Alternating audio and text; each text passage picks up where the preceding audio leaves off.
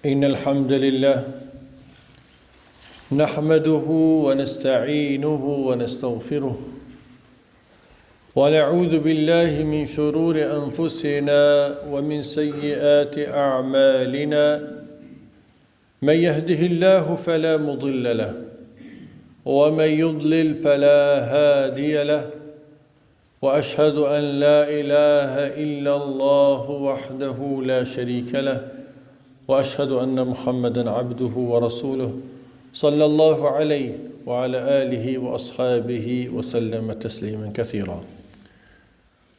Çdo falënderim dhe çdo lavdat i takon Allah subhanahu wa taala. Atë falenderojmë, prej tij ndihmë dhe falje kërkojmë. Dëshmoj se nuk meriton askush të adhurohet pos Allahut azza wa jall, i cili është një dhe nuk ka shok, dhe dëshmoj se Muhamedi është robi i Allahut dhe i dërguari i tij. Salavat dhe selame të shumta dërgojmë mbi të dërguarin ton, mbi familjen e tij dhe mbi gjithë shokët e tij. Xhamati të nderuar, Allahu azza wa jall thot në Kur'an: Ya ayyuhan nasu ubudu rabbakum alladhi khalaqakum walladhina min qablikum la'allakum tattaqun. O ju njerëz, adhuroni Zotin tuaj, i cili ju krijoi juve dhe ata që ishin para jush, ashtu që të jeni të devotshëm. Pra nga ky ajet kuranor kuptojmë urdhën e Allahut azza wa jall, e që realisht edhe është urdhri i parë në librin e Allahut në Kur'an. Nëse shfleton Kur'anin që nga fillimi, është urdhri i parë është ky: o ju njerëz, adhuroni Zotin tuaj. Kjo për të na rikujtu qëllimin e ardhes tonë këtë botë, që kemi ardhur të adhurojmë Allah subhanahu wa taala. Këtë për të përmend një nga arsyet më të mëdha pse adhurohet Allahu, sepse është krijuesi jon dhe çdo gjëje tjetër. Dhe gjithashtu për na mësu qëllimin e adhurimit, që një nga qëllimet e adhurimit është që njeriu të ngritet në shkallët e devotshmërisë. E që na para disa dite i dham lamtumirën mujt më të Ramazanit, i cili erdhi pikrisht për me përforcu dhe me na rikujtu rëndësinë e besimit në Allahun azza wa jall, rëndësinë e lidhjes me Allahun azza wa jall, për të na rikujtu dhe për të na eduku në përmbajtje dhe durim, si dhe për të na rikujtu shumë nga mirësitë e Allahut subhanahu wa taala. E që besimtarët u përpjekën në punë të mira, në vepra të mira, në adhurime të lloj-llojshme, një prej tyre edhe agjerimi që të arrijnë pikërisht shkallët e devotshmërisë. Mirë, po kush më shumë e kush më pak.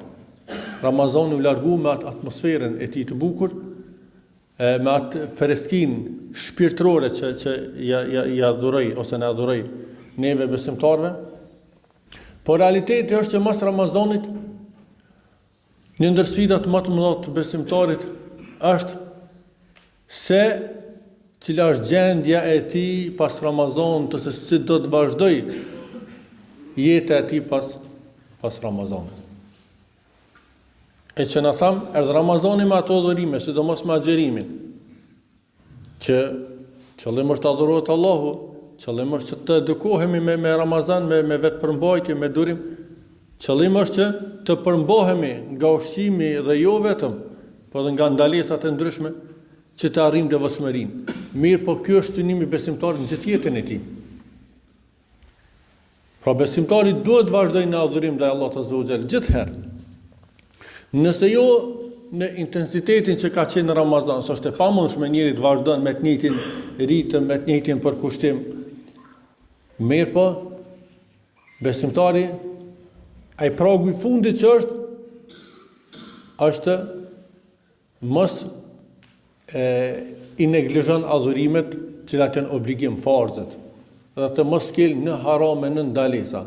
Pastaj të vazhdoj një pjesë nga adhurimet vullnetare. Po sido që tjetë, unë do t'i përmend disa gjëra të cilat e ndihmojnë njeriu që të vazhdon në punë të mira. E para prej tyre është qëllimi i mirë dhe vendosmëria e njeriu që të vazhdon punë të mira. Pra ti mbaj lidhjet e forta me Allahun Azza wa Jall. O shumë keq kur një njeri e ka si qëllim ose ka ndërdijen e tij që kur kalon Ramazani do t'i kthehet avazit kaluma. Nëse kjo është ndërdijen e njeriu, nëse kjo është qëllimi i njeriu, me mujt me kalu edhe ditën e fundit të Ramazanit dhe do t'i kthehna. Mo pas ku namaz që këmnajt me rregull më ndoshta, ose xhamis që do t'i rri, ose do ndalesave që kum largu në Ramazan, tash do t'i kthehna. Qof shikimit televizorit pa kontroll ose telefonit, qof dëgjimit çdo gjëje që vjen përpara, ose marrja për goje njerëzve kështu me radhë. Kjo është problem. Pa njeriu në rand të parë është vendosmëria e tij dhe njeti i tij, qëllimi i tij që të vazhdon në punë të mira dhe të ruhet nga punë të këqija edhe pas Ramazanit. Dhe ta shfrytëzon atë edukimin e Ramazanit, ato mësimet e Ramazanit ose ajo energjia e Ramazanit ta mbajë që të vazhdon këtë qëllim dhe në këtë rrugë. Dhe pas këtij qëllimi dhe kësaj vendosmërie ta kërkon ndihmën e Allahut. Kërkoj ndihmën e Allahut me ndihmu me qëndru në rrugën e tij, në bindje ndaj tij në adhurim. Se përndryshe, as dje në Ramazan atje, nuk e mujt asnjë adhurim me kry pa ndihmën e Allahut. Dije se Allah është ai që të kanë ndihmu ty.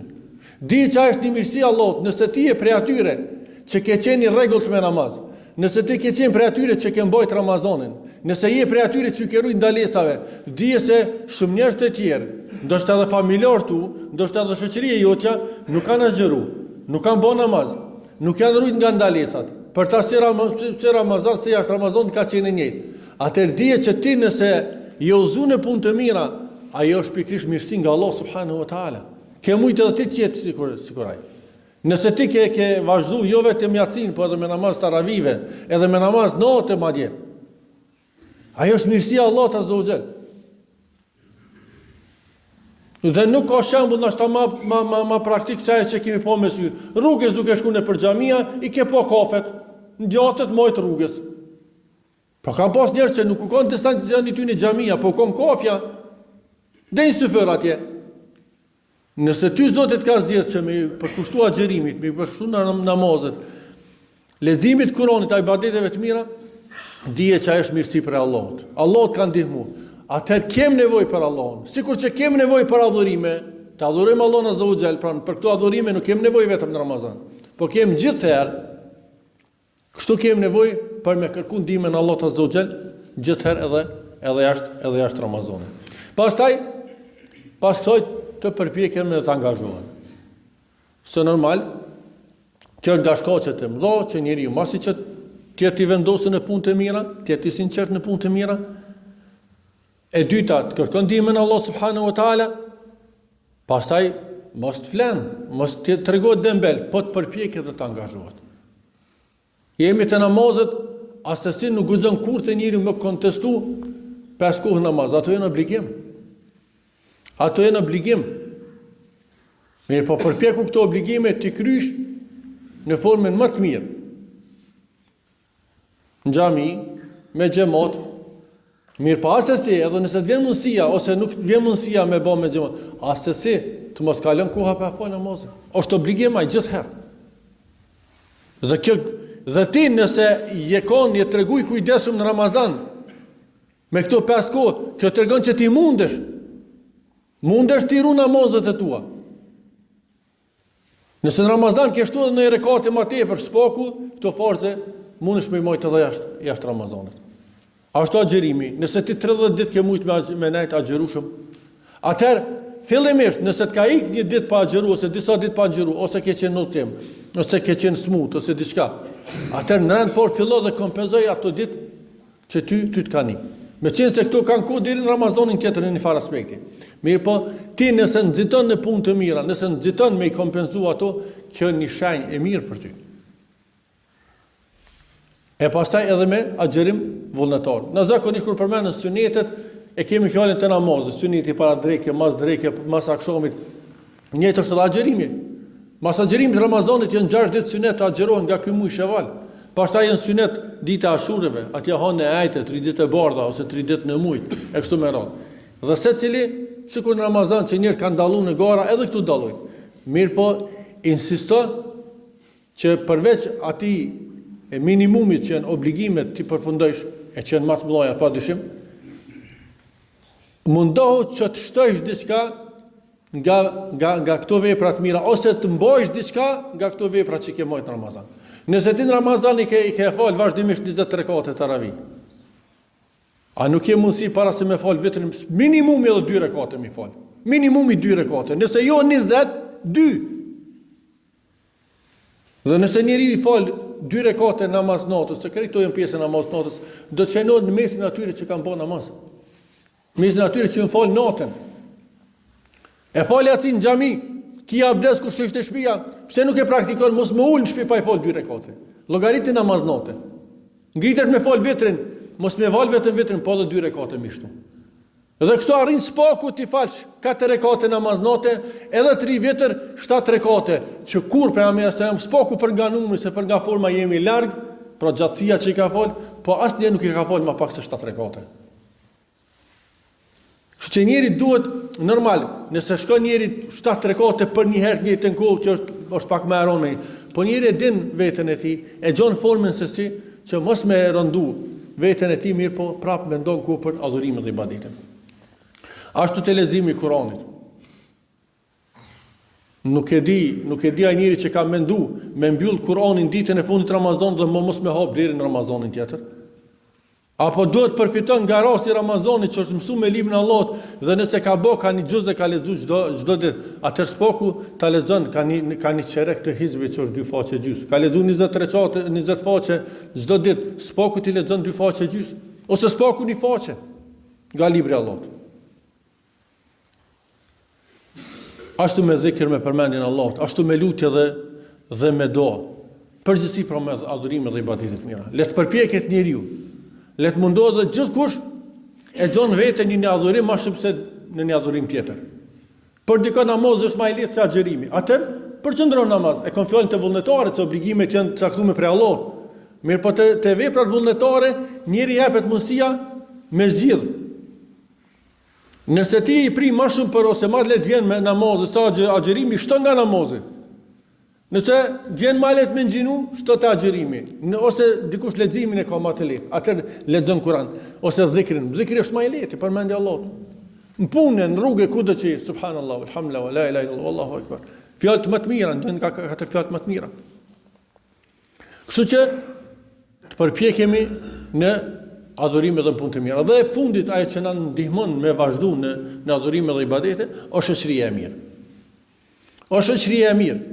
Nuk ka dyshim se një nga arsyet më të mëdha ose sebepet më të mëdha që na kanë nxit në adhurime gjatë Ramazanit është mosa e madhe e njerëzve. Kemi agjëruar gjithë bashkë, jemi fal gjithë bashkë. Tash numri i madh i njerëzve që në adhurime kjo të ndihmon në punë të mira. E tash ti nëse kthesh një shoqëri e cila është larg rrugës së Allahut azza xal, praktikisht. S'po flas me ato që janë larg ideologjikisht se me ta duhet të qëndrosh larg e më larg. Mirë po dhe shokë të cilët janë me disa vepra të ndaluara ose janë marrin pjesë vepra të ndaluara, janë larg punëve të mira, mund do të largosh prej tyre. Po shoqërohesh me njerëz që janë të mirë. Ata do të ndihmojnë në këto adhurime.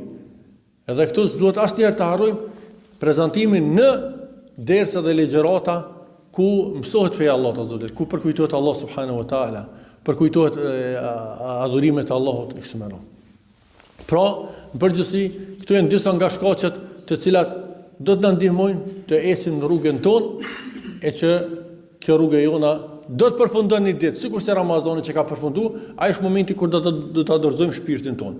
Po inshallah jemi prej atyre të cilëve do të na thuhet o shpirti i qetë dorëzoja domethënë para Allah subhanahu wa taala. Dhe shpirti i qetë i besimtarit dorëzohet se është i qetë, ai është i qetë në adhurime dhe ibadete, ka gjetë rehati dhe prehje në adhurime dhe ibadete. Dhe ai do të dorëzohet me plot vullnet për Allah subhanahu wa taala. Jo prej atij shpirtit të keq, kur do të urdhërohet me dal nga trupi, nuk pranon me dal.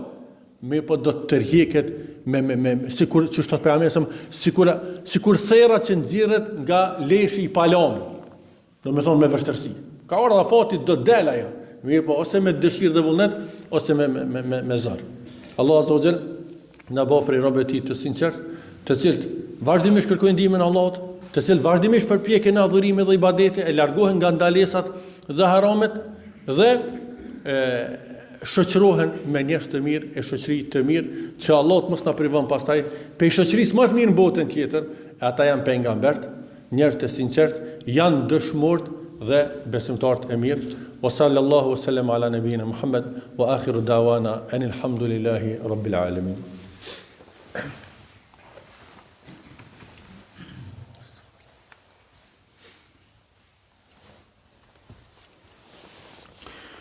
Bismillah, alhamdulillah, wassalatu wassalamu ala rasulillah.